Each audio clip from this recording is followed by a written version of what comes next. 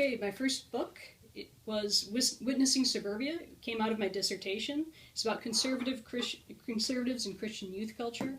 It looks at, starting in about 1968, the creation of a conservative youth culture among evangelical Christians.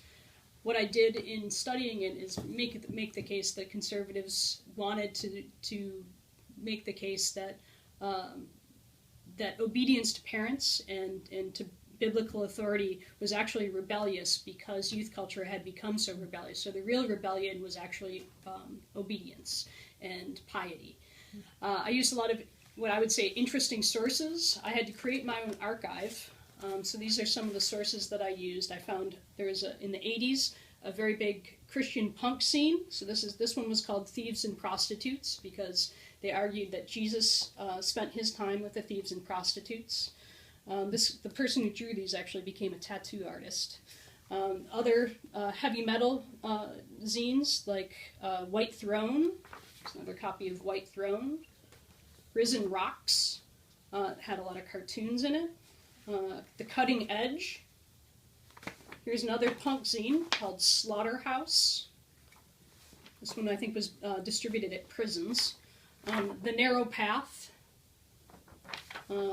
and more. So what I actually went through, these weren't collected in any archives except for one at Middle Tennessee State.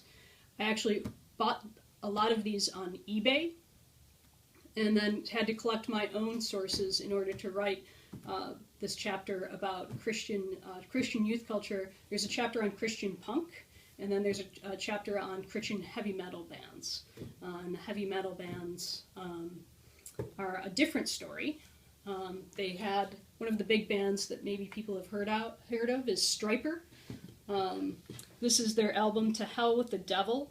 It came out in the mid-'80s. I can't remember the exact year. Here's the back image. This is what they looked like. They're a glam metal band.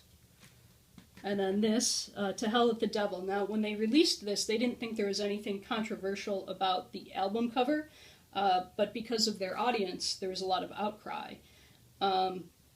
Because people actually read it. If you can see here, this is actually the devil. And the way that the band saw it is that they were taking the devil to hell, right? That the devil should go to hell where he belongs. But some of the Christian, more conservative Christians complained that actually what it meant was that the members of the band were going to hell with the devil.